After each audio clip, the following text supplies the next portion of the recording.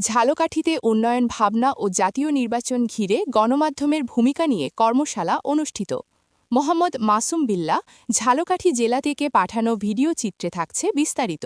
ঝালকাঠি জেলার উন্নয়ন ভাবনা এবং আসন্ন ত্রয়োদশ জাতীয় সংসদ নির্বাচন ও সম্ভাব্য গণভোট কার্যক্রমে গণমাধ্যমের ভূমিকা শীর্ষক এক কর্মশালা অনুষ্ঠিত হয়েছে। সোমবার ১৫ই ডিসেম্বর আধাবেলা জেলা প্রশাসকের সম্মেলন কক্ষে এ কর্মশালা অনুষ্ঠিত হয়। কর্মশালায় সভাপতিত্ব করেন জেলা প্রশাসক ও বিজ্ঞ জেলা ম্যাজিস্ট্রেট জনাব মোহাম্মদ মমিন উদ্দিন।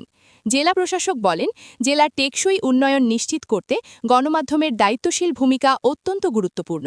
একই সঙ্গে আসন্ন ত্রয়োদশ জাতীয় সংসদ নির্বাচন ও সম্ভাব্য গণভোট কার্যক্রমকে অবাধ, সুষ্ঠু ও শান্তিপূর্ণভাবে সম্পন্ন করতে বস্তুনিষ্ঠ ও দায়িত্বশীল সংবাদ পরিবেশনে গণমাধ্যমকে কার্যকর ভূমিকা রাখতে হবে।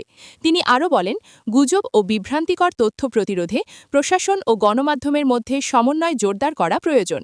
উন্নয়ন কার্যক্রমের ইতিবাচক দিক তুলে ধরার পাশাপাশি যে কোনো অনিয়ম বা অসঙ্গতি দায়িত্বশীলভাবে উপস্থাপন করাই গণমাধ্যমের প্রধান দায়িত্ব।